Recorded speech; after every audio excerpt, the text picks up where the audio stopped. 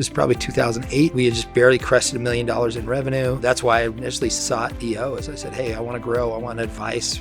Would you put together a client board? Would you put together an outside board, Mike? And he goes, hey, come to this meeting. Have you heard of EO? And so he started telling me about EO.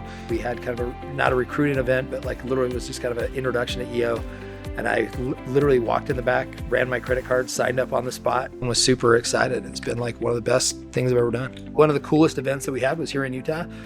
We got to go up in fighter jets and have and got refueled, right? So just being able to sit as a co-pilot in there. I went to the Berkshire Hathaway shareholder event, right? I got to sit in the same room with Charlie Munger and Warren Buffett and have a one-on-one conversation about taxes and investments. That was just epic for me.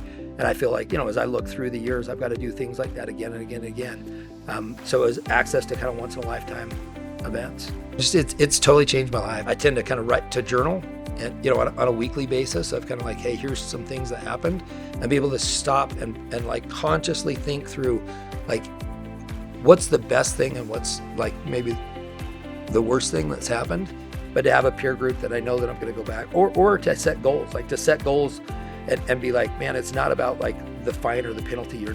It's like, these are people that I love and respect, and I promised them I was going to do something, and it holds me accountable at a higher level. I think in terms of what I would say to somebody that's thinking about EO is like, jump in head first, enjoy it. It's going to be something different than probably what they expect, but it will elevate your life in all areas, not just business, but on a personal basis.